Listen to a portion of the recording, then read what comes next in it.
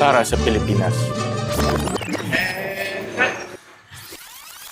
Ang independence para sa akin ay pwede nating gawin yung ating mga pinapangarap, pwede tayong mag-aral yung mga courses na gusto natin, at pagkatapos pwede rin tayong maghanap ng trabaho na gusto natin. Ang pinakamahalaga sa independence ay yung freedom of expression. So ibig sabihin, pwede nating ipahayag yung ating mga opinion at dapat natin protektahan ito dahil ito ay kasama sa ating being independent.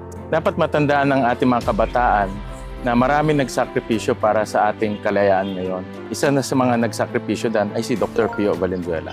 Marami sa atin siguro hindi nare-realize yung kahalaga ng independence. Pwede natin gawin kung anong gusto natin gawin. Pero maraming tao ang nagsakripisyo para umabot tayo sa ganitong punto. Huwag natin silang makakalimutan. Happy Independence Day!